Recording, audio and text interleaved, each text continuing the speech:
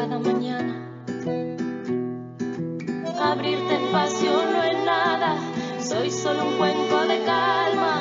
Sigo los signos que manda, sueño tu cara. Cuántos secretos que guarda, el misterio me acompaña. Dentro me crece la fuerza, somos la llama. Dentro me crece la fuerza, somos la llama. Olá, somos a Bianca e a Jasmin e este é o Matrística. Esse espaço é uma extensão das nossas conversas diárias sobre a mulher, o mundo parto e a sua sexualidade.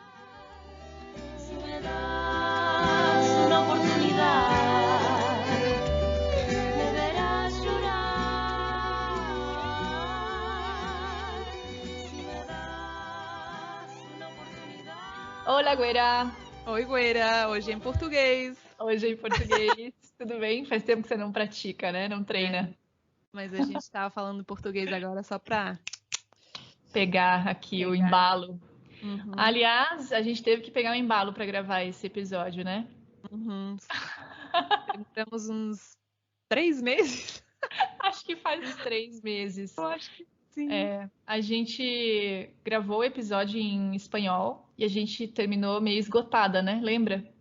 Foi. Porque esse é um assunto que é um assunto difícil mesmo de assimilar, de digerir, né? Mas muito importante de ser falado, né? Mas a gente percebeu que daí, sei lá, chegava no dia de gravar, não rolava, não podia, dor de cabeça, não estava muito bem. E aí foi entrando relatos também no meio, né? A gente gravou o primeiro relato, tanto em português como em espanhol. Mas a gente percebeu até compartilhar isso com vocês, que foi um processo interessante, né? A gente percebeu que a gente estava com uma resistência de gravar, assim. Total. Porque foi um processo para a gente falar disso tudo, a gente vai falar da violência obstétrica, né? E de como normalmente atendem os partos aí nas instituições. E eu comecei a reviver, assim, os processos. Não é que eu acompanhei muito, né? Não foi muito tempo, mas estive fazendo trabalho voluntário, presenciei alguns partos e comecei a reviver, assim, as experiências que eu tinha ali, né? E eu vi como fica essa dor, assim, como fica... como a gente demora para elaborar, assim, quando você presencia, né, uma violência obstétrica, um tratamento frio, um tratamento sem respeito... mas assim, isso também nos dá força para continuar fazendo o que a gente está fazendo, né? De conscientizar as pessoas para a gente dar um basta com isso, né? Porque já passou da hora. Assim, antes de começar, só para vocês terem como uma referência, né? Quem não escutou, vai lá e escuta o episódio sobre parto fisiológico, que a gente explica sobre todo esse processo do que é necessário para que um parto aconteça fisiologicamente, para que toda a segregação hormonal, né, que é própria do parto, ela aconteça, que ambiente que é necessário, o que a mulher precisa, né? Então, tudo isso vai servir como base para a gente perceber como, nos últimos anos, nas instituições, a maneira como estão atendendo os partos desrespeitar completamente toda essa fisiologia. Total. Né? Então a gente vai ver como é assim um contraste, né, entre um episódio e entre esse que a gente vai gravar e como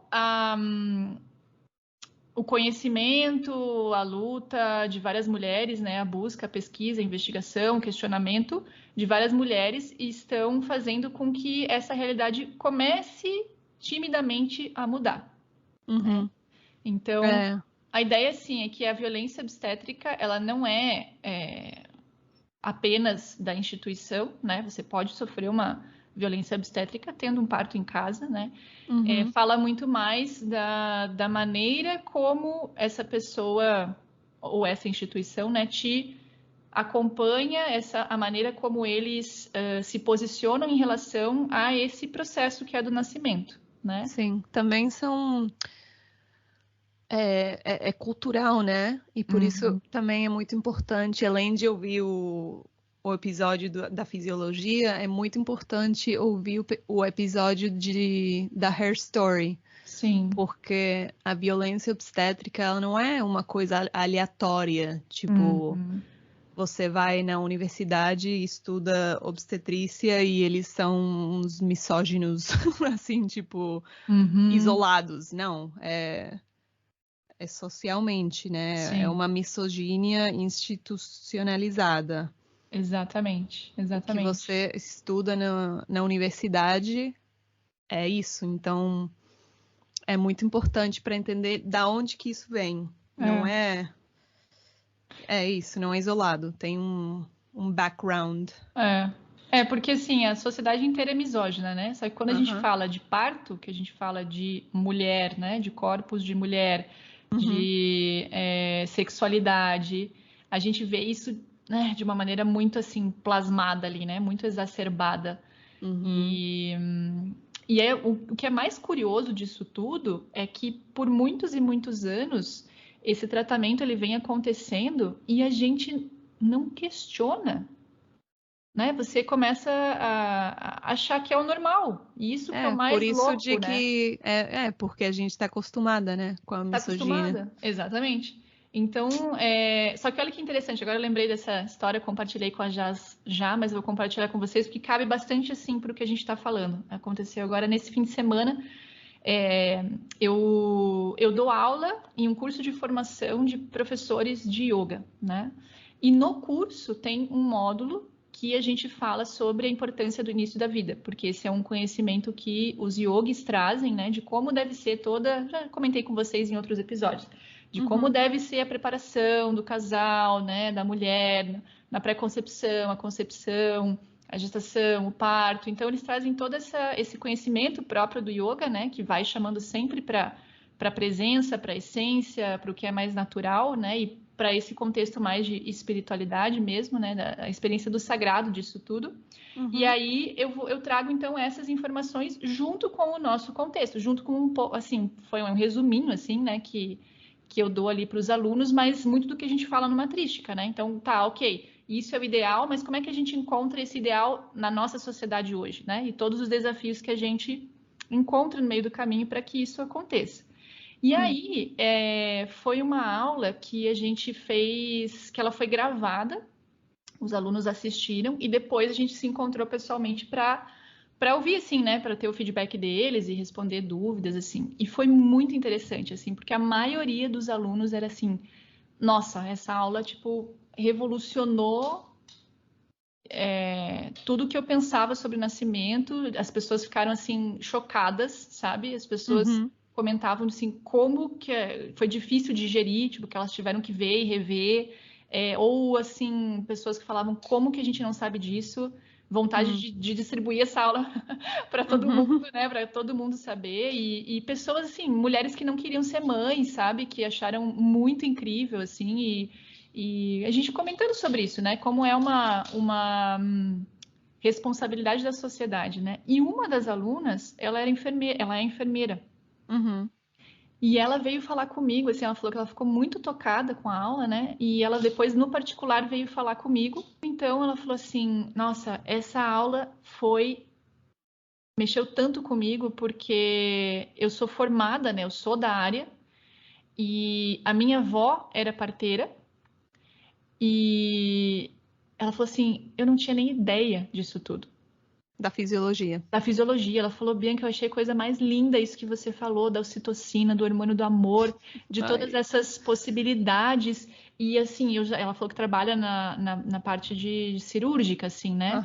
Ela falou, e eu já presenciei tantos partos que eu ficava me perguntando assim internamente, meu Deus, mas será que isso é necessário, assim, de estarem subindo na barriga da mulher, de estarem fazendo tantas coisas assim?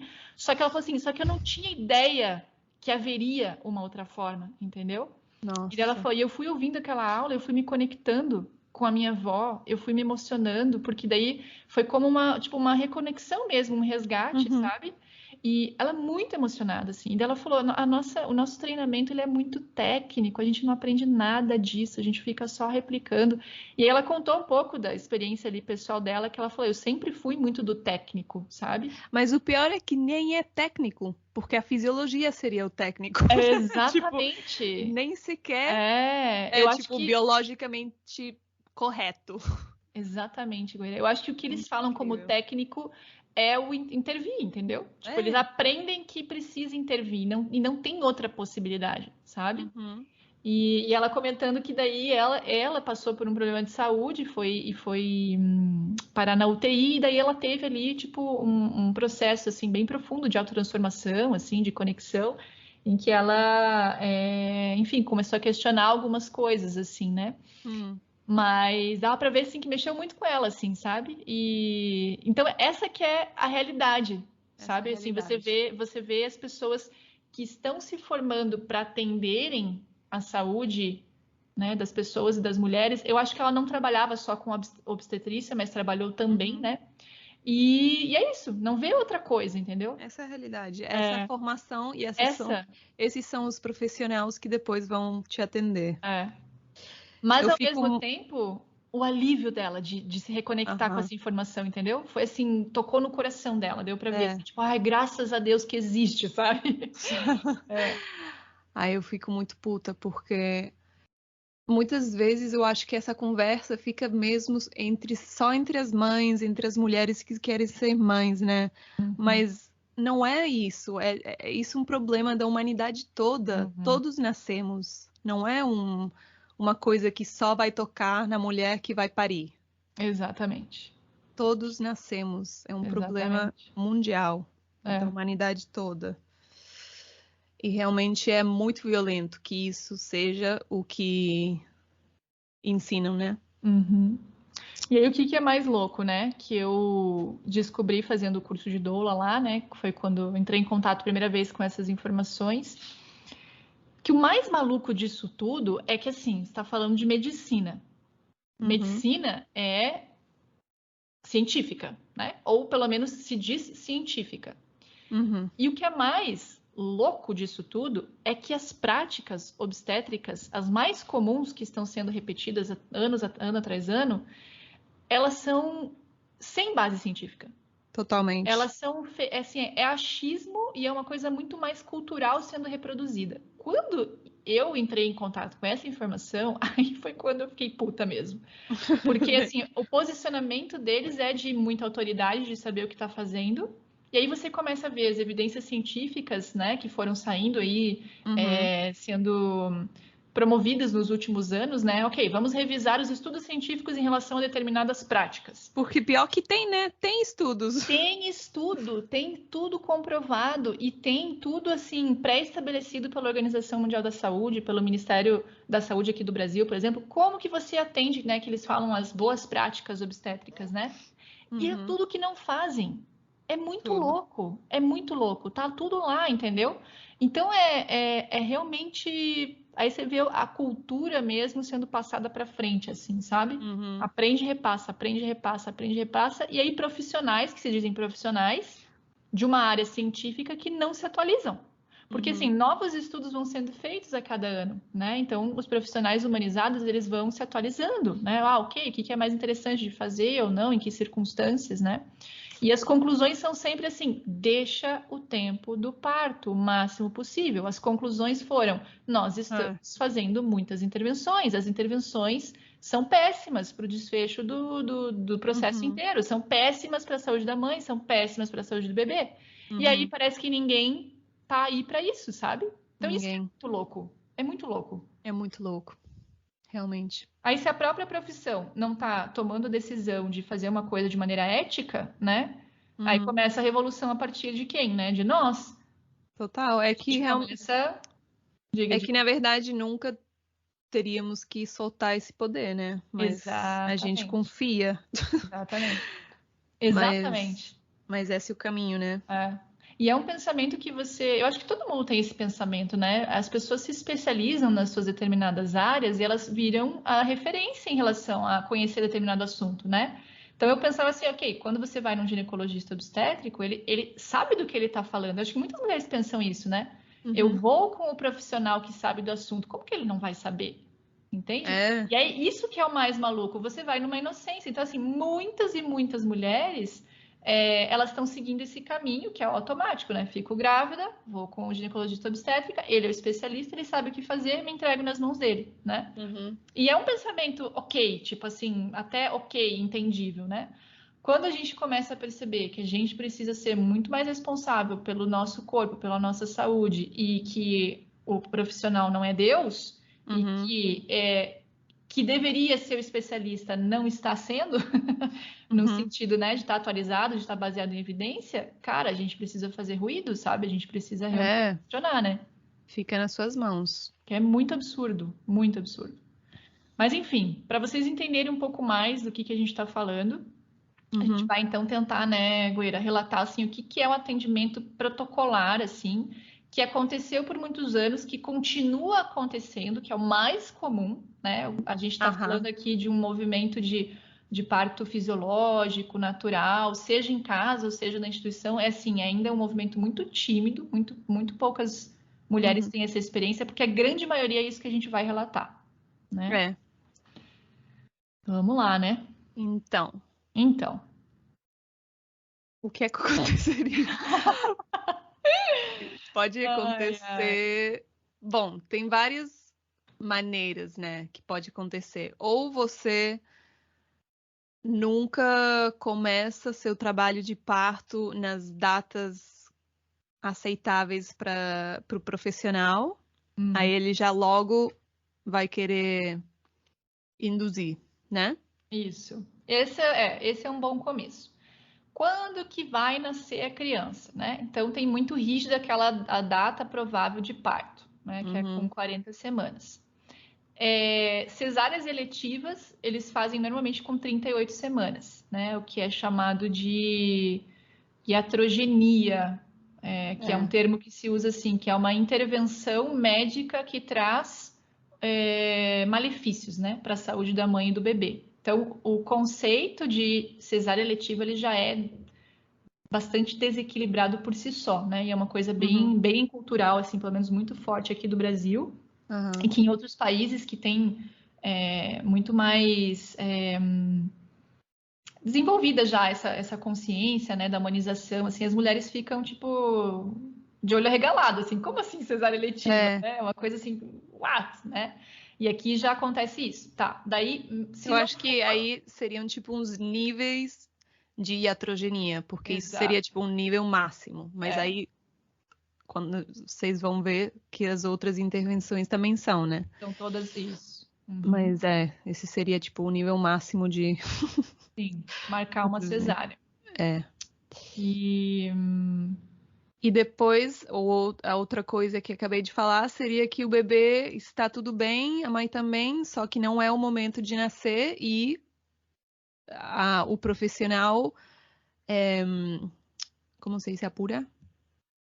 Apura. Ou adianta Adianta o nascimento, fazendo uma indução. Isso.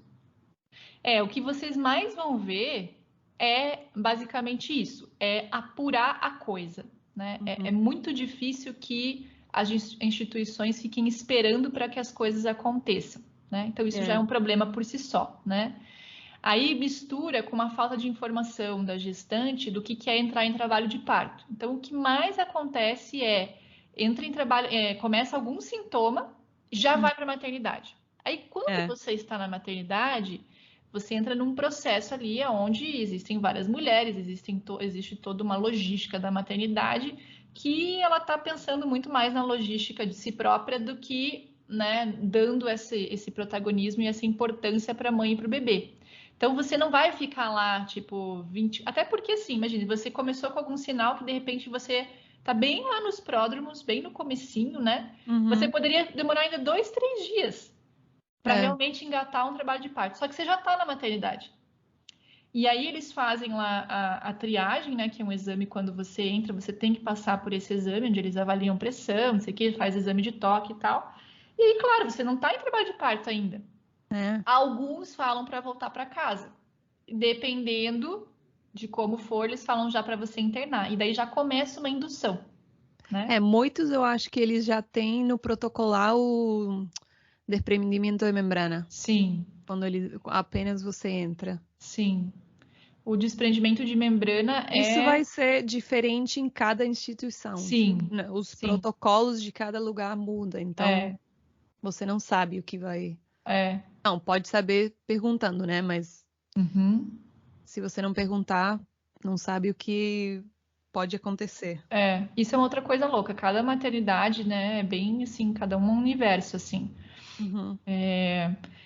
Aí o descolamento de membrana é uma intervenção que eles fazem, que introduz os dedos lá dentro, né, e realmente começa a estimular, assim, né, lá, eu não sei exatamente do que se trata, mas tem que estar o colo um pouquinho aberto para conseguir fazer, e é uma estimulação, assim, já é uma coisa que você já está induzindo, né?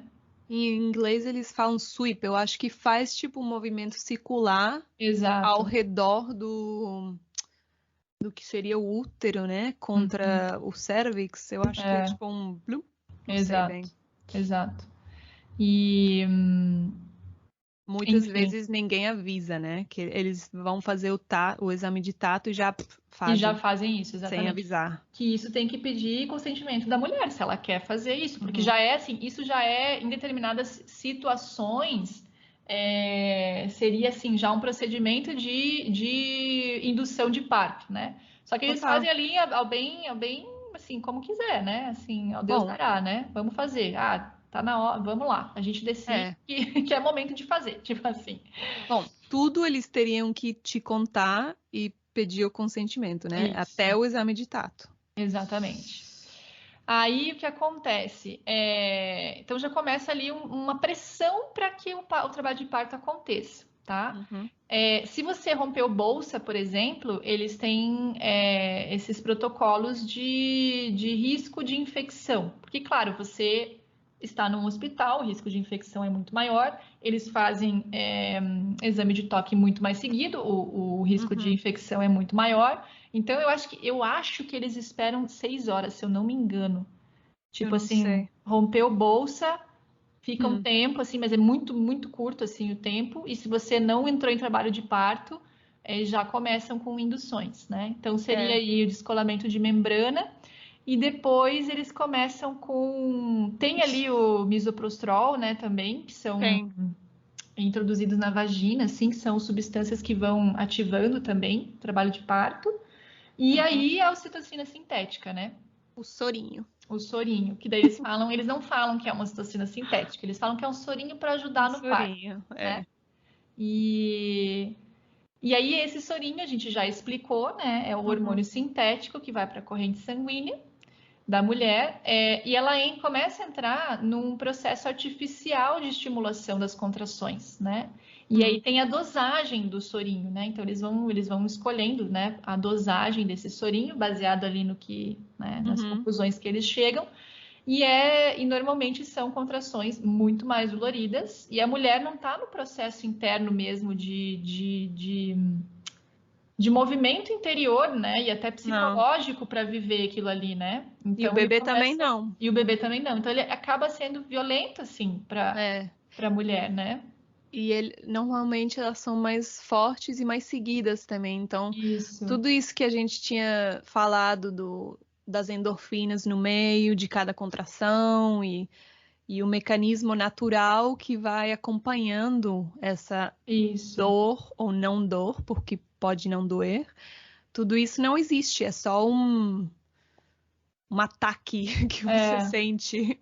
Sim. Então, provavelmente vai acompanhado da anestesia, porque é bem difícil de tolerar a ocitocina sintética. Exatamente. E aí, com anestesia, além da anestesia atravessar a placenta e ela chega no bebê, tudo, né? Tudo que você ingerir vai chegar no bebê, isso também ninguém fala. E que você não vai sentir mais, dependendo, né, quanto, mas muitas mulheres não sentem as contrações. Então aí também dificulta o expulsivo, dificulta quando saber puxar, se diz? Empurrar. Empurrar, você provavelmente vai estar deitada, então são muitas coisas que favorecem um desgarramento? Laceração. Laceração. Uhum. Então, assim, vocês vão percebendo que uma coisa é conectada à outra. Exatamente isso. Assim, uma mulher que já vive essa experiência é muito, muito mais provável que ela vá precisar de uma anestesia, que ela vai ter uma experiência muito mais negativa do parto, né? Porque já não está no processo natural ali do próprio corpo de lidar com as questões. Muitas vezes você não é permitida ter movimento livre também. Uhum. A maioria das vezes fica deitada, a maioria das vezes você não pode comer nem beber, porque eles já estão te preparando para a cirurgia. Isso é muito curioso, assim, quando eu fiz alguns atendimentos, né? Muitas mulheres, elas ficam deitadas na maca. E aí a gente, né, quando eu trabalhava como doula, assim, a gente ficava ali nesse papel de oferecer possibilidades, né? De assim, a ideia é que a mulher já saiba disso antes, né? Mas assim, nesse contexto que eu trabalhava ali, elas chegam em trabalho de parto e daí elas vêm com a bagagem que elas vêm ali, que é basicamente partes que elas viram na televisão, né? Histórias que contaram para ela. Então eu falava assim, não, mas você pode ficar de pé, vamos lá caminhar no jardim, vamos lá tomar um banho. Ela, mas pode? Tipo, porque elas não têm nem noção de que elas podem se movimentar, entende? Acho que tem que ficar deitada. E assim, é unânime. As mulheres que têm essa possibilidade de movimento, que elas estão mais verticalizadas, quando elas têm que deitar, por exemplo, nessas circunstâncias, elas tinham que deitar para fazer o exame de toque, né?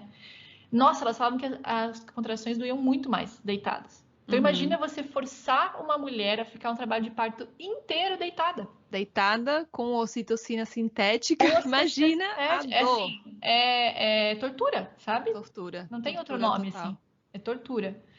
Depois, para adicionar para tortura, a episiotomia é quase protocolar também. Sim. Eu estava vendo uns dados aqui, na Europa, a taxa de episiotomia é de 5 a 10%, e no Brasil é 95%. 95%, nossa. E mulheres eu lembro mutiladas. Então a episiotomia, vamos dar nomes aqui aos bois. A episiotomia é um corte que é feito na vagina. Vamos entender uma coisa aqui que é importante da gente entender, certo? O bebê Seria na vulva, né? Na verdade, na porque vulva. É da parte de fora, né? É de fora. Então tá vendo todo o trabalho de parto, que é basicamente o bebê ir se encaixando e ir descendo ali pelo canal vaginal, certo? Quando isso é feito naturalmente, existe um certo tempo para aquilo ali ir acontecendo. Quando você está vertical, o peso do bebê te ajuda nesse processo, né? E a mãe, muito conectada ali, livre, vivendo o trabalho de parto e tudo mais, ela consegue ir passando por esse processo de uma maneira menos violenta.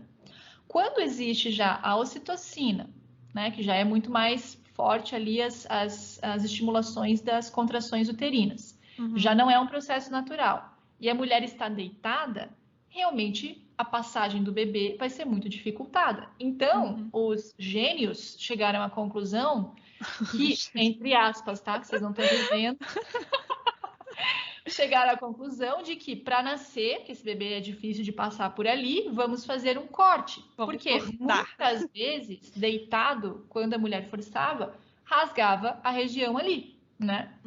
Então, para a gente evitar esse rasgo dessa região, que pode ir até o ânus, pode ter consequências bem, bem graves mesmo, né? Eles chegaram a essa conclusão de fazer um corte na vagina, que abre o espaço para o bebê passar. Só que, gente, isso não é necessário quando você faz tudo aquilo que a gente falou do parto fisiológico.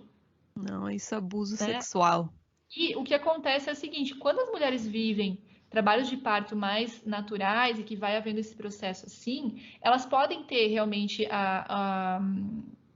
como é que é o nome? Laceração, mas às vezes elas quase não têm, ou tem mínima. Então, eles analisam como graus, né? Então, às vezes você tem, tipo, um pequeno cortezinho, às vezes é uma um pouco mais séria, que abarca ali, né, mais profundidade. Aí eles falam de 3 níveis, nível 1, nível 2 e nível 3, o nível de laceração. A episiotomia, por si só, já é uma laceração de nível 2. Uhum. Então você já está colocando uma laceração, entre aspas, na mulher em um nível 2, ou seja, já no nível médio, sendo que se você respeitasse um parto fisiológico, ela poderia não ter nenhum. É, Então não faz sentido.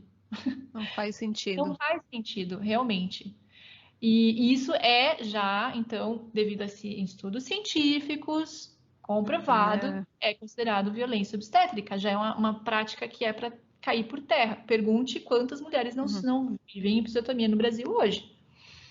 E aí eu lembro agora, tem essa história, eu lembro de a doula que eu fiz o curso, ela estava falando de uma gestante que ela acompanhou, que ela foi com um obstetra meio tipo das antigas, assim, sabe? E aí mas ela exigiu os direitos dela e tal, e não sei como, ele acabou ficando meio ali né, só olhando, o parto fluiu perfeitamente, ele não fez nada, e ele falando pra doula que era a primeira vez que ele via um parto sem episiotomia.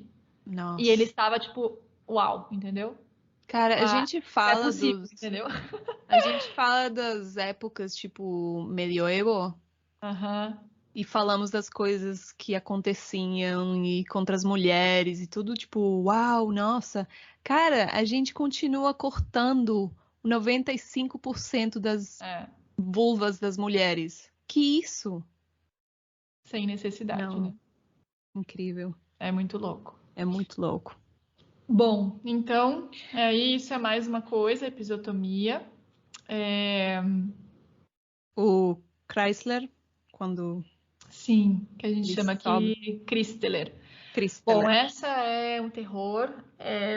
Aí o que acontece? Como a mulher está deitada, gente, a posição que eles chamam de posição litotômica, né? Que é a posição deitada. Ela é para o médico estar sentado olhando para a vagina da mulher. Às Entende? vezes, até rola de ficar Amarrada, né? amarrada. Isso Não eu só nunca deitada, vi, amarrada. mas Eu tem também não, muitos mas relatos existe.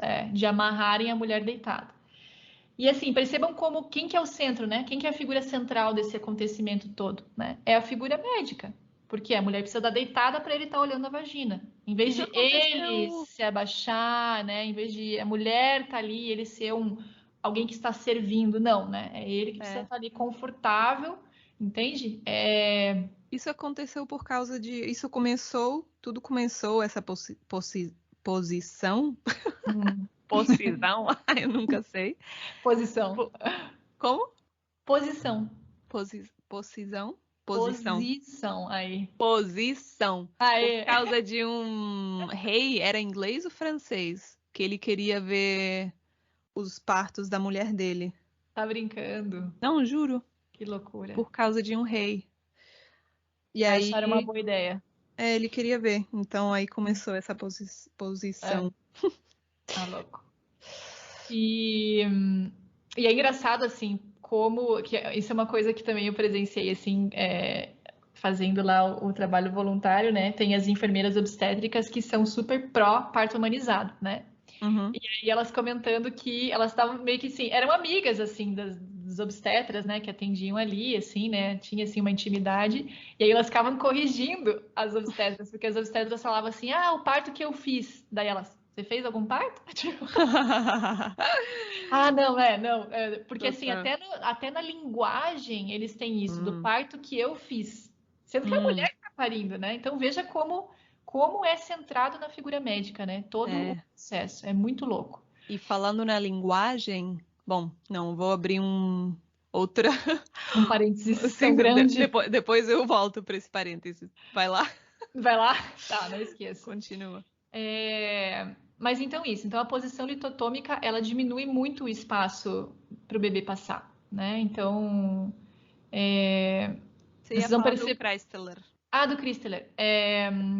Então, essa é uma manobra que ela também é feita pelo mesmo motivo. Como diminui a passagem para o bebê, e aí eles têm também esse pavor de demorar muito no expulsivo, né? Tipo, é tudo muito urgente, é tudo com muita pressa, e é tudo muito assim, uma calamidade, sabe? Tipo, vamos tirar esse bebê daí de dentro porque é perigoso ele estar ali. Então, é tudo com muita pressa. E aí, quando o bebê está no expulsivo ali, que às vezes pode demorar, existe essa pressa. Então, a manobra de Christeler é uma pessoa ali da equipe apoiar o antebraço na parte superior da barriga da mulher e jogar literalmente o peso inteiro na barriga da mulher. Quando eu vejo isso, me dá um pavor. E aí tem que imaginar que tem um bebê ali sendo pressionado para passar pelo canal vaginal, né? Imagina. E isso é muito comum, gente. Muito comum de acontecer. É terrível mesmo. E também é considerado violência obstétrica. Não, para pensar nas imagens que a gente está falando. É muito violento, cara. É muito violento. Não acredito como a gente, como sociedade, normaliza isso. O grau de misoginia que a gente tem internalizada para normalizar isso. É tortura, né, Guira? Tortura. Imagina a mulher chegar lá, ela tá num momento super sensível, ela tá passando por um processo que muitas vezes ela não entende, que não foi explicada, não tem conhecimento, é tratada de maneira fria, infantilizada, é manipulada, o corpo é virado, jogado, prendido, cortado, empurrado, entende? Assim, E o do bebê também. E o do bebê também. Quando ele nascer, mesma coisa. Entra nesse episódio também, nessa parte do cuidado, né? Ali pós-nascimento do bebê. Então, assim, são muitas coisas que são realmente nossa, terríveis. E assim, quantas e quantas mulheres passaram por isso? E aí, isso que é o mais louco, acha que é assim, entendeu? É assim. Precisava ser. Precisava. Aí, o que é muito louco também de falar disso, de precisar, é que muitas vezes eles mesmos criam um problema, né? Porque assim, eles já estão acelerando o trabalho de parto, já estão fazendo um monte de intervenção, que vai pedindo uma próxima intervenção, e aí existe um risco. O bebê está em, não sei, sofrimento fetal, está em não sei quem, vamos ter que fazer algo ainda mais definitivo para isso, para salvar o bebê. E muitas vezes as mulheres saem, as famílias saem com essa experiência de que o parto é uma coisa catastrófica e que tinha muito perigo e graças a Deus que salvou, entendeu? Graças a Deus que foi para uma cesárea e salvou porque ele estava sofrendo, sendo que o sofrimento foi incutido já. Por isso que é iatrogênia, porque eles que criaram esse panorama. Cria o problema e cria a solução, né? Claro que existem, né, muitas e muitas possibilidades aqui, mas a gente está falando de um processo que acontece de maneira geral, assim, intervenções desnecessárias, né? E aí medidas cada vez mais contundentes, achando que é a salvação, né? Mais uma tortura, o forceps. O forceps também, que vem também pela mesma necessidade ali, né? De um trabalho de parto sem esperar o seu tempo, de estar deitada, de, né, dificultar a saída do bebê, a pressa e tudo mais. Então, forceps... E também que com o movimento não é só o peso com a gravidade, mas também que a mulher ela vai tomando posições diferentes que permitem os movimentos necessários para o bebê encaixar de um jeito muito particular para cada mulher para esse momento. Então é uma dança, né, Coeira, dos dois. Imagina a mulher estática, parada, o bebê tem que sair sozinho. Fazer força para sair sozinho, como é que vai fazer? Total. Nossa. Então, às vezes, aí que fica meio torto e essas coisas, e aí eles vão com os forceps. Sim. Que é um instrumento metálico, né, que eles introduzem ali para meio que encaixar na cabeça do bebê e puxar o bebê para fora, né? Que mais? Bom, restrição de alimento e água, você já falou. Isso é muito louco, porque o motivo disso é porque eles sempre pensam que o parto pode acabar numa cesárea. E para você fazer uma cirurgia de um porte de uma cesárea, que é uma cirurgia de grande porte, você precisa estar em jejum. Então, eles sempre pensam que o desfecho vai ser uma cesárea, então é melhor você estar em jejum, entende? Então, a mulher chega a ficar... Imagina, se ela fica ali 24 horas, ela fica 24 horas sem comer. Sem comer, sendo que água ela precisa da energia para parir, né? Exatamente. É louco, como todo o planeta entende que como se diz deportista? Um esportista. Um esportista de alto grau precisa estar bem alimentado, ter um time, uma equipe torcendo por ele, tudo isso, né? Mas para a mulher parir, exato, tira o alimento, ninguém torce por ela, já desde o começo já Não vai dar pensando certo. que não vai dar certo. E é basicamente isso, assim, aí falando, né, da energia e da consciência que as pessoas estão ali, como a gente trouxe no parto fisiológico, né, a importância do sagrado, da sensibilidade, das pessoas estarem ali torcendo, né, pela mulher e acreditando que aquilo ali é possível e que é a melhor possibilidade. Existe todo esse outro cenário, né, profissionais que estão ali treinados tecnicamente para fazer a intervenção, porque essa mulher não pode parir e vamos logo que eu tenho tempo aqui, tenho que atender um outro parto, ou tá na hora, né, tipo, de acabar aqui o meu plantão, tipo, Sim, então sim. é realmente... Com realmente um medo muito profundo do poder da mulher, né? Exatamente. Já é entendido que ela não consegue, né, que parir é uma coisa estratosférica. Eu comentei, acho que talvez tenha comentado já em outro episódio, mas quando eu fui acompanhar uma amiga minha, assim que eu terminei o curso de doula, ela pariu no dia seguinte e eu consegui ficar só na recepção lá com ela, assim, e fiquei esperando, né, o Matheus nascer, e aí a enfermeira veio falar com a gente, falou, né, que ela teve um parto, tipo, sem anestesia, eu acho que teve episiotomia, né? Mas foi sem anestesia e um parto natural. E a enfermeira, meu Deus, que corajosa, gente, não acredito. Nossa, é uma heroína, assim, né? E a gente teve hoje, ela falou que tinha sido 27 cesáreas e o único parto natural. 27. Naquele dia. E o único parto natural com intervenção, né? Nossa, isso E não assim, é normal. todo mundo assim, meu Deus, ela não quer anestesia, entendeu? Então, esse é o entorno dos profissionais que estão atendendo ali, né? Eles realmente acham uma coisa de outro planeta você parir naturalmente. Esse é o entorno da maioria das pessoas, né? Real, né? É o das pessoas. cultural. A sociedade toda Sim. pensa isso. E aí, Que mais? Gueira, que mais? Outras coisas que eu queria comentar em relação Peraí, posso voltar para o parênteses? Sim, volta para parênteses. Falando no poder das palavras, né? Que a gente falava da obstetra falando que Eu fez faço o parte. parto. O poder, eu fiquei pensando outro dia, que eu estava ouvindo uma história, um relato de parto de uma mulher que já pariu 9 filhos. E no noveno filho, ela... Nono filho, ela caiu a ficha para ela de que a dor era uma escolha. Então, depois de 9 filhos, ela percebeu que a dor era uma escolha. Que eu falei, pô, assim, qualquer, né? Mas nos comentários tinha várias mulheres falando, sim, no meu primeiro parto eu também percebi isso. Teve um momento onde eu vi que era uma escolha, blá, blá, blá, né? Aí elas falavam nisso e eu fiquei pensando, refletindo, né, nisso da escolha da dor. Aí eu fiquei pensando nisso que a gente sempre fala da fisiologia do parto. E eu fiquei, assim, fazendo um pantachaço, um panorama da fisiologia toda e cada passo do parto.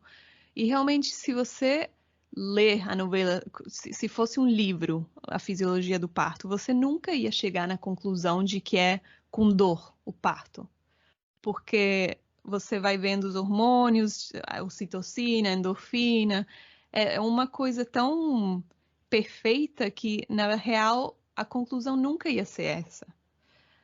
Então, e depois aparece no momento a frase, você vai, como é que é em português? Parirás com dor.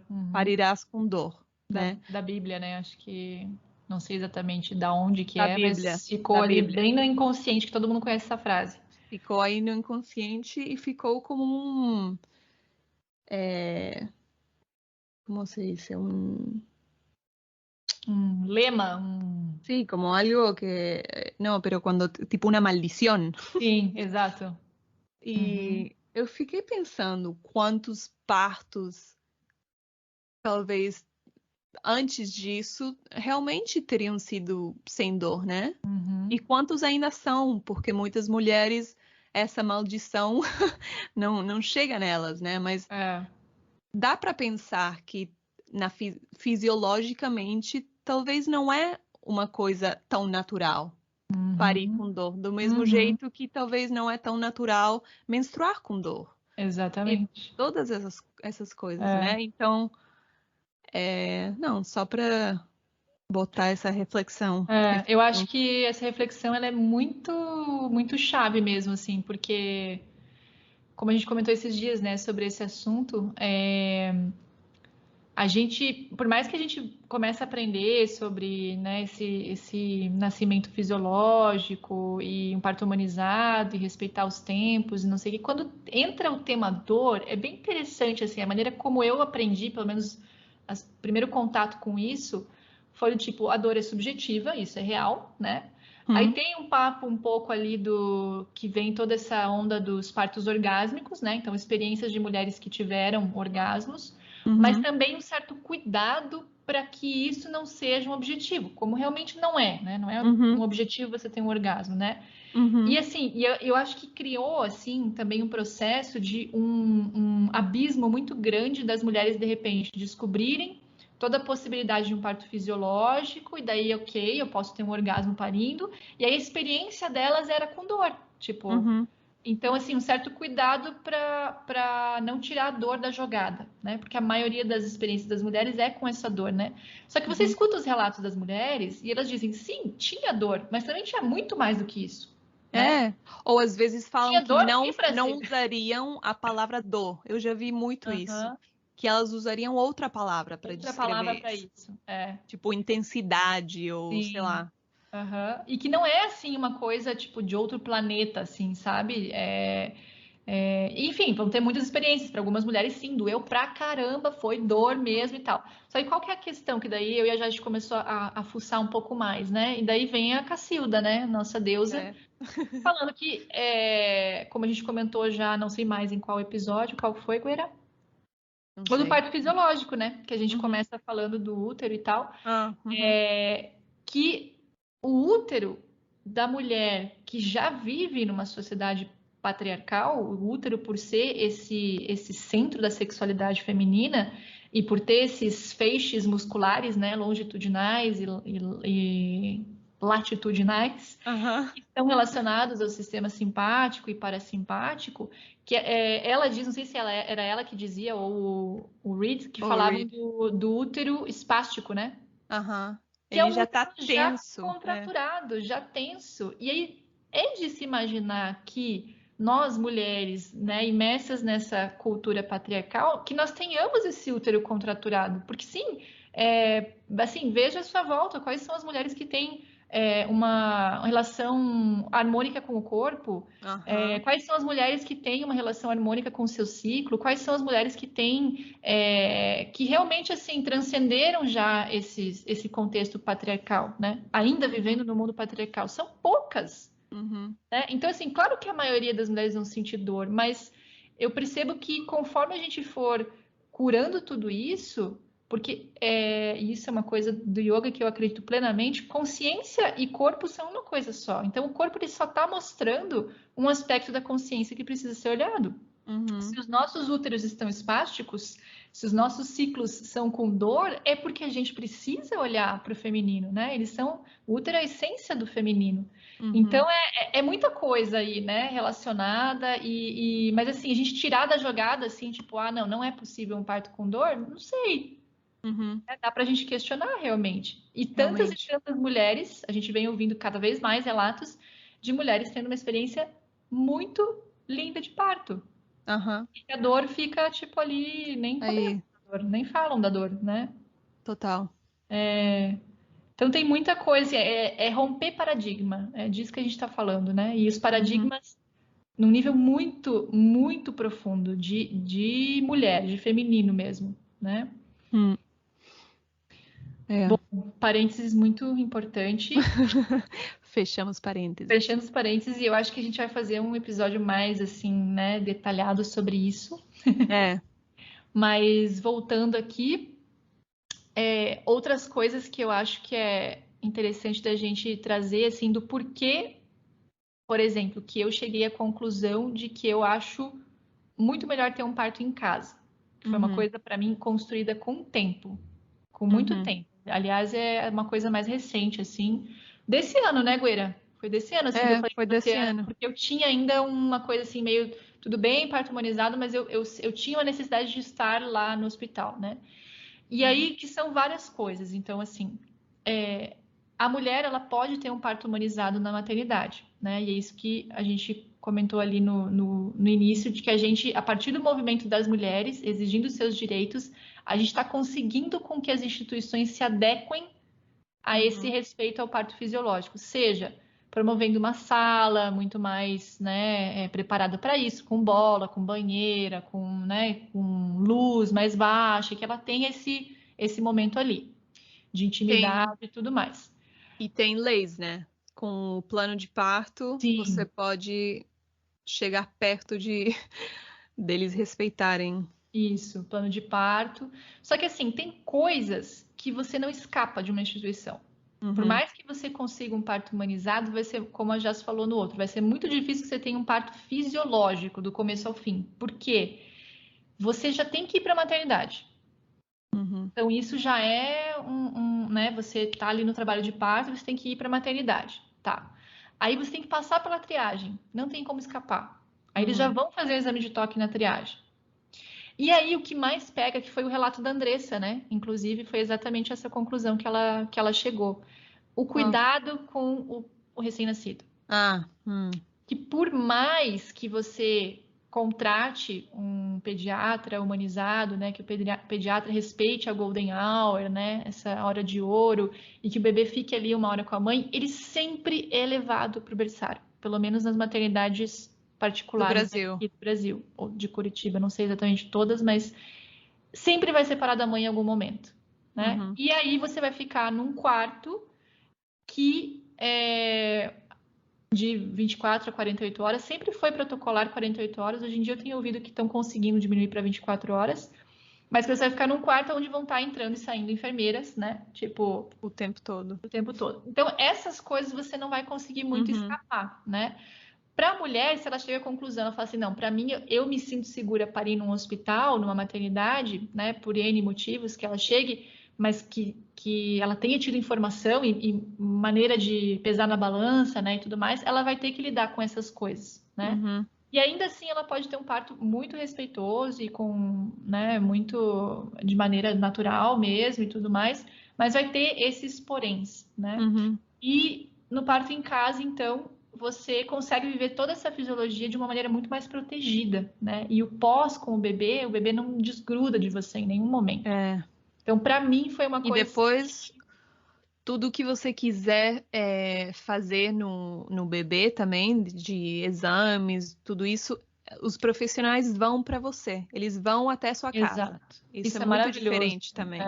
Uhum. Isso é bom também do parto domiciliar, que as pessoas chegam para você, você não tem que ir atrás. Então, normalmente as parteiras, né, as enfermeiras obstétricas, elas vão estar te acompanhando antes, que você já faz consultinhas assim mais seguidas antes, né? Aí o parto é em casa e daí o pós elas vêm te ver, te ajuda com a amamentação, né? Vem assim cuidar de você. Então é muito, eu acho muito interessante. O que pegava para mim, que pode ser que pegue para muitas pessoas, é que eu ficava pensando assim, e se eu precisar de uma transferência? Tipo, acho que eu pensar que eu precisar de uma transferência me dava uma sensação, melhor eu já estar lá, entende? Criava uma coisa meio alerta, assim, aquela coisa meio pavorosa que acho que ficou meio assim, né, drástico, assim, uma coisa meio de ir para a maternidade, daí já no momento, assim, que necessite e que seja muito, muito catastrófico mesmo, sabe? Mas depois eu comecei a pensar assim, primeiro eu pensei nesses contras, né, da maternidade, principalmente a separação com o filho pega muito para mim. Sim. Acho que pela história com a minha irmã lá que eu contei no primeiro capítulo, né? Que tá a minha irmã. E que também como que você falou, o pediatra legal, também não existe na maioria dos casos. Na maioria dos casos, eles fazem muita coisa no bebê. Aqui eu tenho visto alguns pediatras bem legais, assim, bem que respeitam muito, assim, sabe? Só que o que acontece? Daí esse é um outro tema, né? Porque aqui, até nos hospitais mais humanizados, eu já ouvi histórias horríveis. A gente aqui tem, tipo, os obstetras e os obstetras humanizados, e tem os pediatras e os pediatras humanizados. Aí tem os pediatras humanizados que eles realmente... O bebê nasceu bem, ele deixa com a mãe, ele nem, tipo, só observa ali, e já vi acontecer isso, e bem legal, assim. Só que o que acontece? Para você garantir que você tenha esse tratamento, a mãe precisa contratar pediatra, entendeu? Para você garantir que você tenha um parto, né, muito mais assim, com essa intimidade, você precisa, normalmente, alugar a sala, né? Pegar a sala. Para você ter o atendimento de um obstetra humanizado, você precisa contratar. Então, a gente está falando de uma elite, né? Uma elite. Para você ter um parto desse jeito, é uma grana. Ou, como, por exemplo, essa maternidade que eu falei que eu trabalhei, que é referência em parto humanizado, que é do SUS, que ela tinha um atendimento muito bom nesse sentido. As mulheres tinham quartos privados e proporcionavam um atendimento muito bom. Só que era plantão. E como eu comentei com vocês, alguns eram alinhados, outros não. Então, assim, também roleta russa, sabe? É muito, muito louco.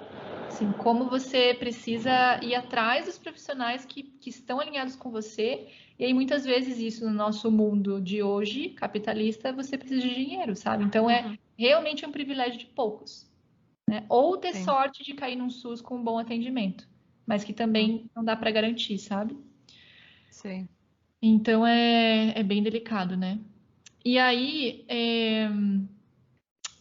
Eu sei que esse episódio ele é meio doido, gente, mas é que não é uma coisa linear, assim, porque são muitas possibilidades e talvez a gente não consiga abarcar todas, tá? Eu vou lembrando aí.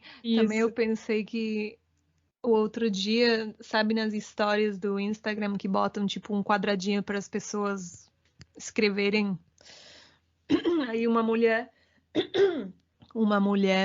abriu assim um quadradinho fazendo pergunta de experiências parindo nas instituições, né? E cara, tinha tantas que falaram disso de não comer nem beber durante o nascimento todo e que depois do nascimento, tipo, fechou o restaurante ou fechou, sei lá como é que se chama. Que daí não ofereciam comida para elas. Não ofereciam. Tipo, fechou, então foda-se. Você fica sem comer. Depois de passar por um nascimento de, sei lá, 12 horas. Que é exigente pra caramba, né? Você não sei, pariu à meia-noite, aí já fechou, então pronto. Até amanhã seguinte você não vai poder comer. Imagina. Aí dá muita dó, Moeira. E muitas contaram isso. Tá com sede, imagina sede. Eu já vi gestante reclamar assim bastante de sede. Eu acho que água eles dão, né? Mas comida... Não, Moeira, a partir das... Não, mas tô falando depois do nascimento. Depois, sim. Mas imagina. Imagina fome. Não, sede durante, nossa. Mas só para finalizar meu raciocínio agora, de fazer o translado, né? Que esse era o meu medo de ter um casa. E daí eu comecei a perceber que a grande maioria dos partos, as gestações são saudáveis, e a grande maioria dos partos, se são respeitados a fisiologia, eles vão acontecer naturalmente, né? Então a chance de precisar de uma transferência, ela já é baixa. Então, assim, por que arriscar pensando nesse desfecho negativo, né? Então era uma coisa que eu tinha também já muito encrunhada dentro de mim, né? E que esse translado, que é uma dúvida que muitas pessoas têm, né? A resistência em relação ao parto domiciliar, né? Então eu fui entender isso de que a maioria dos partos são saudáveis e a maioria dos partos, se você respeita a fisiologia, eles vão acontecer de uma maneira harmoniosa, né? Então, para que tomar uma decisão pensando no pior, né? Sendo que o pior pode ser muito bem evitado você respeitando já a fisiologia, como a gente pode ver ali, né? Que muitas das intervenções e urgências que possam surgir são de coisas que vão sendo criadas ali, né? Por esse próprio desrespeito, né? À fisiologia do parto. E aí, isso é uma coisa que as pessoas têm muitas dúvidas, né? É que os sinais que vão acontecendo se alguma coisa não vai bem, você, por exemplo, está sendo acompanhado com uma parteira, com enfermeiras obstétricas, elas vão estar te acompanhando como elas te acompanhariam na maternidade, né? Então, você começa a apresentar os sinais, dá tempo, isso já é contemplado, né, no planejamento ali do parto domiciliar, de você ir para a maternidade, fazer esse translado e daí seguir com a especialidade médica, que daí sim entra a especialidade médica nesse momento, né? Para fazer o que precisar ser feito. Então, todas as intervenções, não todas, tem umas que a gente abomina aqui, tira, né, X, mas algumas intervenções, às vezes, elas vão ser necessárias somente quando todo o resto foi tentado, quando foi respeitada a fisiologia do parto, quando esperou o tempo de tudo acontecer. Então, elas precisam ser medidas realmente, né, caso a caso. Então, às vezes vai ser necessária alguma intervenção, mas você vai colocar na balança, né, o que é o peso de cada decisão ali e tomar a decisão em conjunto, porque muitas decisões podem ser, muitas escolhas podem ser feitas nesse momento, né? A mulher precisa estar sendo informada, né? Então... E também as enfermeiras obstétricas, elas têm as ferramentas também para fazer essas, talvez, pequenas intervenções que foram necessárias. Por exemplo, né? O parto fisiológico respeitado, a fisiologia, vai ser muito difícil que ocorra uma hemorragia. Mas, se acontecer, elas têm também a ocitocina na sua casa para aplicar. Sim. Então, também tem essas coisas. Exatamente. Tipo, as tem pequenas coisas que elas levam para sua casa. E que elas conseguem conter ali, né? Então, é só no caso de uma necessidade maior que daí tem uma transferência e, ok, daí você faz a transferência e continua o tratamento lá, né? Mas, enfim, e aí é um pouco isso. Eu acho que a nossa... É bom a gente estar bem aberto, assim, para as informações, porque a gente vai percebendo o quanto a gente vai chegando a conclusões, certas conclusões, né, e certos medos também. Eu percebi, por exemplo, que no meu caso, essa questão do medo da transferência e tá muito relacionado ao expulsivo, sabe? Tipo, e eu sinto assim dentro de mim que eu devo ter vivido isso no meu próprio parto, sabe? Quando eu comecei a conectar assim, peraí, esse negócio, de onde que vem esse negócio, né? E aí você observa que isso pode ter sido muito provável mesmo, né? Que no momento do nascimento a equipe se apavore, a médica se apavore, minha mãe se apavore, que eu tenha sentido esse medo e ficou essa memória em mim, né? Então foi uma coisa que eu fui trabalhando, assim, e fui me desvencilhando disso, assim. E não é você entrar numa bolha de positivismo, né? E que, ficar numa coisa no sentido de... Parece que você não tá com o pé no chão, sabe? Tipo, visualizando uma coisa etérea, assim. Não, é você ver que existe a possibilidade, e é muito grande a possibilidade, de você ter um parto que acontece do começo ao fim de maneira fluida, né? Se você está trabalhando todas essas outras questões que a gente vem falando, que inclui muita coisa, né? Total. Suas próprias crenças, sua própria relação com o feminino, enfim, todas essas coisas que a gente vem comentando, né? A equipe, a confiança na equipe, você ser dona das suas decisões, isso vai te dando uma força e você vai se conectando realmente com essa possibilidade, né? É importante também os medos para saber, né, como guia, para onde olhar, onde investigar mais profundo. Os medos são... É muito bom de trabalhar durante a gestação, você perceber onde está pegando os medos. E às vezes são bem específicos, sabe? É bem interessante. Bem interessante. E aí tem muita coisa que dá para ir sendo desarmada, assim, sabe? Com terapia, com várias coisas, assim. Então...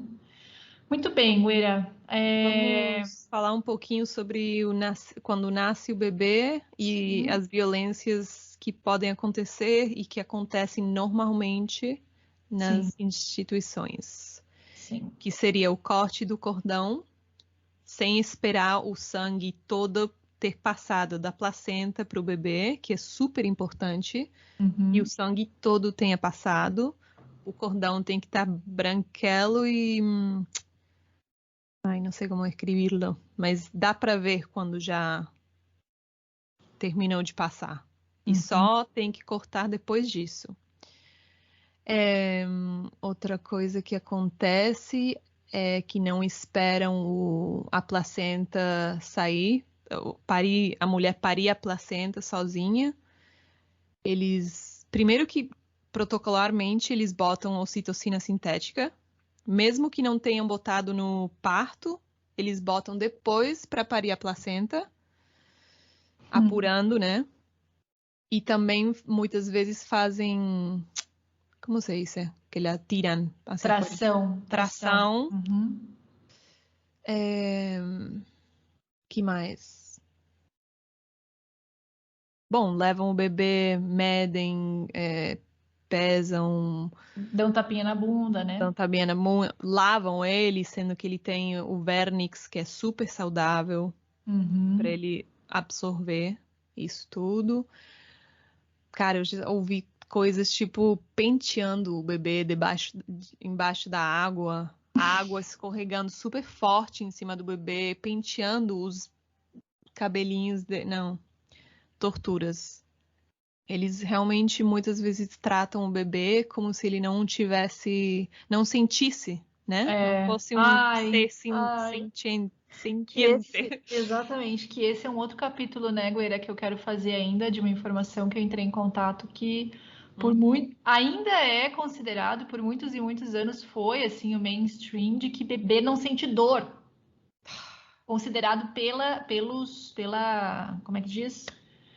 Pela classe médica. Sim. Mas coisas assim terríveis, de cirurgias serem feitas sem anestesia. Nossa, isso não estou te falando há muito tempo atrás, isso estou te falando de contexto dos Estados Unidos. Foi uma coisa que eu descobri, enfim, acho que a gente vai fazer um episódio sobre isso quando a gente tem estômago de novo. Sem ir longe disso, a prática da ginecologia toda começou fazendo esses experimentos em mulheres negras pela mesma teoria, de que não sentiam dor. Meu Deus do céu. Então, que mais? Bom, depois isso, né, que é uma pressa, né? O bebê nasceu, ele já é cortado, daí vira ali, dá um tapa, ele tá chorando, leva pra lá, daí seca, daí aperta, daí pinga o colírio, né? Esse é um outro ponto. Que pode dar conjuntivite. De nitrato de prata, acho que é, né? Às vezes eu esqueço os nomes. E esse é um colírio que ele é usado protocolarmente e que ele tem uma incidência de mais ou menos 20% de conjuntivite, né? Por causa da substância mesmo. E que ele também é usado para combater gonorreia, né? Então, assim, é uma coisa que você pode questionar, porque você pode fazer um exame para saber se você tem a doença ou não, e aí você não vai precisar do colírio, né? Não precisaria ser um uso protocolar. Além de que quando o bebê nasce, que a gente falou disso no da fisiologia, que tem todo esse sistema perfeito de que o bebê e a mãe se olham, e isso faz com que a ocitocina e que seu corpo entenda que você acabou de parir, então o útero se contrai, então você não tem hemorragia, e isso ajuda para seu leite, e tudo isso também fica atrapalhado, né, com o colírio, porque o bebê fica tipo meio cego ali, sem conseguir olhar. Sim. Não, e assim, contando que ele nasceu, imagina, ele tá 9 meses ali, proximamente, na barriga da mãe, passou pelo trabalho de parto, saiu, ele mal saiu, ele já tá buscando a mãe e já levaram ele para longe. Para um ambiente frio, daí ele é picado, daí é pingado um negócio no olho dele, ele é manipulado.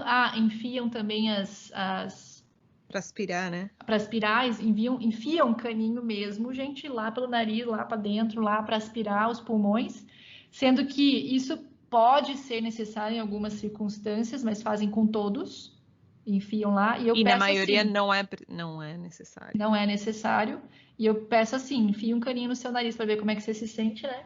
Eles dizem que não, tudo bem. E às vezes na bunda, né? Às vezes pelo ânus também, eles fazem essa sucção. Isso é uma outra coisa que a gente vê também, né? Cada vez mais a gente vê maravilhosos vídeos de nascimentos assim humanizados em casa, que o bebê nasce, que ele vai pro colo da mãe, que não precisa bater, não precisa fazer nada, ele não precisa chorar assim necessariamente naquele, né? Que ele vai lá e dá aquela tossidinha, sai a água, daí você vê que o bebê tá com uma corzinha boa, tá com um sinal de vitalidade bom, não precisa mexer nele. E assim, uma grande porcentagem dos bebês nascem assim. E às vezes até demora em pegar essa cor e tudo, mas tudo bem, tem seus tempos. o bebê ainda não está respirando, se o cordão está ainda latindo, o oxigênio está passando por aí, então, bom, muita coisa. Muita coisa. E aí, muitas vezes, então, a mãe acabou de parir, o bebê, então, é levado para longe dela e vai lá para o berçário. E aí ele fica, sei lá, 1 hora, 2 horas, 3 horas, 4 horas. Eu já vi vários relatos de mulheres que ficaram, tipo, horas e horas e horas sem ter os bebês, sem ver os bebês, sem saber se os bebês estão bem, sozinhas numa sala de recuperação. Tipo, não faz sentido, né? Tortura total. E bom, e daí a gente está falando então de um ser humano, né? Como a gente falou várias vezes, a gente vem construindo esse raciocínio com vocês, que o começo da vida ele marca a gente profundamente, né? Então a gente está falando de um ser humano que nasce de maneira violenta, de que a mãe está sendo violada, de que ele está sendo violado e que ele vai ter essa primeira experiência fora do útero da mãe de que o mundo é isso, né? Então, assim, o que vai ficar nesse imprint lá no inconsciente dele do que é a vida, né? Então já fica uma base ali de violência realmente, de desrespeito, de falta da mãe, porque ele vai sentir a falta da mãe. E aí todas as consequências nessa questão de vínculo com a mãe e com o bebê, né? Que a gente comentou. A questão da ocitocina, do vínculo, de como isso é importante, a golden hour, né, que não é à toa que é chamada de hora dourada, como é importante ele amamentar, como ele é separado da mãe, ele não amamenta na primeira hora, daí já cai a adrenalina dele, né, nos momentos seguintes, já pode afetar o começo da amamentação, já pode afetar o puerpério, a conexão da mãe com o bebê, então são coisas que vão minando o que vem depois. Muitas mulheres descrevem, obviamente isso não acontece com todas, mas muitas descrevem uma sensação de não ter conexão com o bebê, de não reconhecer o bebê, de sentir como um ser alheio, não sei. Sim. Isso acontece, eu já ouvi isso sendo falado por causa das drogas mesmo, da ocitocina, anestesia, blá blá, e também por causa do trauma, né? Sim. Da experiência toda. Sim, imagina. Eu acho que você entra num mode meio tipo distanciamento, né? Tipo, meio fora do corpo, né? E aí isso é trauma mesmo, né, gente? Precisa cuidar, assim, bastante depois. E aí o que acontece também que é muito louco, né?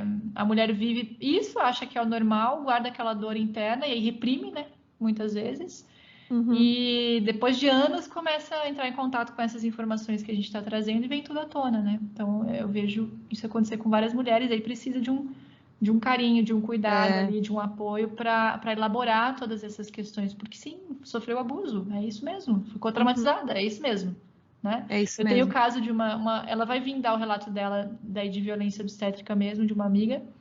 E ela começou a ouvir o podcast, né? E ela veio falar para mim, ela falou, nossa, Bi, a filha dela tá com 26 anos já. Ela falou, eu tive um momento em que eu falei disso, em algum momento na internet, que eu vi um negócio assim, eu fui lá e coloquei meu comentário, tipo assim, sabe? A experiência que ela tinha vivido, que é um movimento que vem também acontecendo aí, né? De uns anos para cá. E ela falou, e aí quando eu comecei a ouvir seu podcast, que vocês estavam falando de algumas coisas ali e tal... Ela falou, eu comecei a reviver aquilo e eu vejo que tá aqui, ó, tá entalado, sabe? Tá, tipo, engasgado e eu nunca abri um espaço para falar disso. Tipo, eu acho que chegou a hora mesmo de elaborar isso, sabe? Então, veja, ela é um dos casos, assim, né? Muitos mais que podem ter por aí. Precisa de muito amor, né? Muito acompanhamento. Muito. Bom, Uera, eu acho que a gente conseguiu finalmente... Finalmente gravamos! Depois de 3 meses. Bom, a gente tá gravando isso no dia 22 de dezembro, próximo das festas de Natal. Momento de auge de violência obstétrica. Oh, yes! De querer apurar os tempos, atrapalhar tudo. Então, um bom momento para gravar esse episódio. É verdade. E, bom, tudo que a gente tentou abarcar aqui, como eu comentei com vocês, né, são muitas as experiências, né? Você pode estar ouvindo aqui e ver que a sua experiência foi outra, né? Tem muitas cores aí nessa aquarela. A ideia, então, de tudo isso que a gente está propondo, assim, de uma maneira geral, a maneira como as mulheres são atendidas é essa, tá? A ideia é que você viva a sua gestação, que você busque pessoas que estejam alinhadas com os seus valores, né? Que você exija os seus direitos. Tem muita coisa já por lei, né? Realmente, assim, que protege a mulher, mas, assim, as mulheres não sabem e daí pelas instituições eles não respeitam. Então, muitas vezes, faça o plano de parto, se informe sobre os seus direitos. A pessoa que vai estar te acompanhando, seja o pai ou seja quem for, precisa estar informado para estar ali te apoiando. Se você não tem, por exemplo, uma possibilidade financeira de contratar as pessoas, você vai ter que, né, parir com plano de saúde ou ir pelo SUS e tudo mais. Eles que estão te servindo, tenha essa mentalidade que você precisa questionar, que você precisa exigir. E se, no caso de alguma mulher, ou você, ou uma mulher que você conheça, tenha sofrido algum tipo de abuso, eu sei que é muito difícil isso, mas precisa realmente denunciar, né? Precisa. Então, a gente vai deixar os links no... Sim, exatamente, para saber o que tem que fazer. E fazer, porque assim, só começa a haver mudanças quando começam a haver essas reclamações, né? Essas denúncias mesmo. A gente não pode ficar quieta nem calada. Não tem registro. Exatamente. É só uma coisa que a gente vai se contando, falando. Entre tem nós. Tem que ficar registrado. Mas não chega onde, né? Pode haver uma mudança realmente. E é assim, aos pouquinhos a gente vai mudando essa realidade, né? Quando a gente fala, então, dessas intervenções todas, pode ser que você viva uma gestação, que você tenha alguma questão, que você tenha alguma complicação, que você precise passar por algum tipo de indução, né? Mas sempre conversa com a tua equipe, se informa e saiba que a decisão também está nas suas mãos. Então, cada caso é um caso, mas não fica assim... nas mãos dos profissionais sem questionar suas possibilidades e ver o que é o melhor desfecho na circunstância em que você se encontra, né? E se você for parir na instituição, vai no último momento. Isso é uma coisa que espera o máximo possível na sua casa. Isso é uma coisa que muitas mulheres fazem, né? Muitas mulheres escolhem parir na instituição, seja por N motivos, né? E aí elas, então, como estão informadas, elas sabem que elas podem ficar em casa grande parte do trabalho de parto, né? Então, elas vão para a maternidade. Se está com uma doula, por exemplo, vai para a maternidade já em trabalho de parto ativo, entende? Se você está de repente, você tem uma enfermeira obstétrica em casa, você pode ficar ainda mais tempo. E só mais nos finalmente, só para parir no hospital. Então, tem muitas possibilidades. Falem com as pessoas que estão envolvidas nesse mundo para ver como que se adequa na sua realidade, na sua cidade, né? Ver, assim, também cada cidade, cada maternidade tem um universo, né? E encontrar a maneira para que você viva essa experiência da maneira mais positiva possível, né? Mas tem muita gente, isso que é muito legal, gente. Tem muitos profissionais que estão a favor disso e querem te ajudar e estão a favor desse parto, então encontre eles. Tem por aí. Tanto doulas, quanto obstetras, quanto parteiras, quanto enfermeiras obstétricas. Tem muita gente a favor do nascimento e encontre essas pessoas, né? Isso. Acho que é isso, né? É isso, Goira. Até a próxima, então. Até, Goirinha. Fica bem. Beijos. Essa música linda que nos acompanha se chama Mientras te espero, de Soft Tot.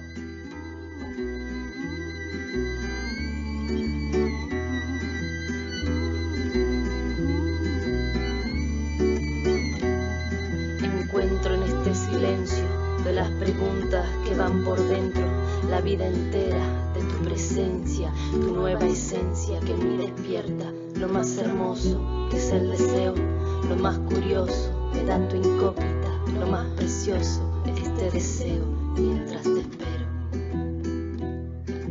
Todo mi cuerpo tiembla, espera tu llegada.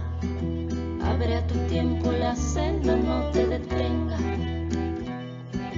Elige un cuerpo para